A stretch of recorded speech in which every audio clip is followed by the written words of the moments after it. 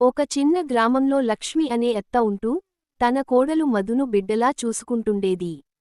లక్ష్మికి తన కొడుకు ప్రసాద్కు పెళ్లి జరిగి కొన్ని నెలలు అవుతుంది.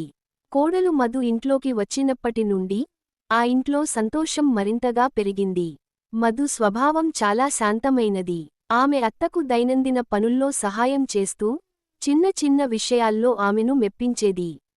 లక్ష్మి కూడా మధుపై ప్రేమతో వాత్సల్యంగా చూసుకోసాగింది. ఒక రోజు గ్రామంలో పెద్ద సంబరం జరిగింది, శివరాత్రి పండగ. పూజల కోసం లక్ష్మి పండగ ఏర్పాట్లను మొదలుపెట్టింది. మధు కూడా అత్తకు తోడుగా ఉండి పూలతో తీర్చిదిద్దింది. అత్త, కోడలు కలిసి పూజను ఘనంగా నిర్వహించారు.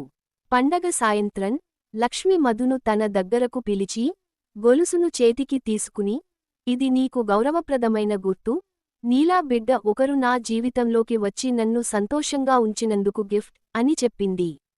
మధు కూడా ఆనందంతో, నాకు మీరు అమ్మలాంటివారు. మీ ప్రేమకు ప్రతిగా నేను ఎప్పటికీ మీకు తోడుగా ఉంటాను అంటూ ఆమె అత్తను ఆలింగనం చేసుకుంది.